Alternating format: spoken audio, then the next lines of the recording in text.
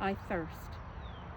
Christ's fifth last words, so much more than for drink, for God's presence, for love, for mercy, for justice, for tolerance, for acceptance.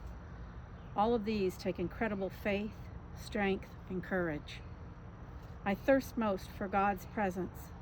So much has changed in the last few years, in my life, in the world, but one thing stays constant: God.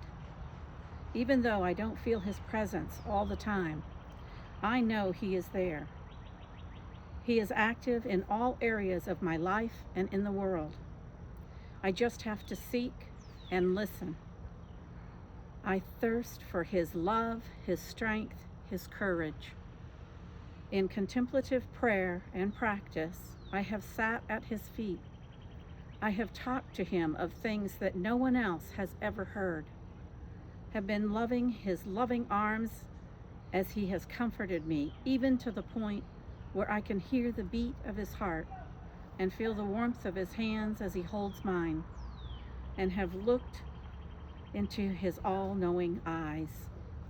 His words, "Everything will be fine. I have you. Yes, bad things happen, but I am here. I will hold you up."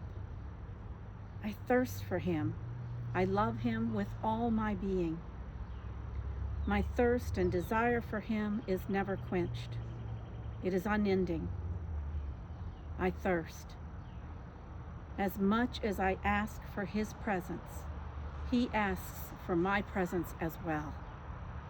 I thirst to give justice, to love others, to be tolerant of others, to have faith in Him, and to give mercy. But what steps do I take? How do I start? Where do I go from here? I acknowledge the presence of His love, and through my thoughts and words and actions, I know that this is how I must bring His love forward. God made us in His image to live, to smile, to cry, to laugh, to sing, to love with others, to make that connection, to move His eternal love forward. Have I reached out to others in generosity, in harmony, in peace and understanding? Have I taken the initiative to call a friend that I have been missing to get together? What about venturing out to an event or a new class to relate to others who enjoy the same interests? Have I reached out in my grief or in joy to talk to someone, to share, to give relief, to laugh and cry together? Have I made that connection outside myself, outside my church, into my community? I thirst. Our church family here and our church out in the world must also bring forward that thirst for love, for tolerance, for mercy, for justice. Through our actions, we bring Christ's thirst to others. We thirst.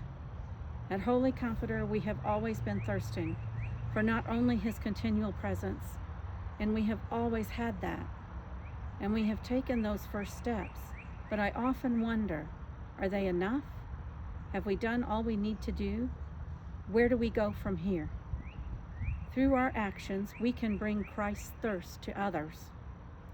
As the song reminds us, they will know we are Christians by our love, is so true. Paul, James, and Peter tell us and show us that without action, our faith is not complete. Our parents have told us, lead by example. The world tells us, practice what you preach. And Christ tells us, love the Lord your God with all your heart, with all your soul, and with all your mind, and love your neighbor as yourself. I thirst. We thirst. Amen.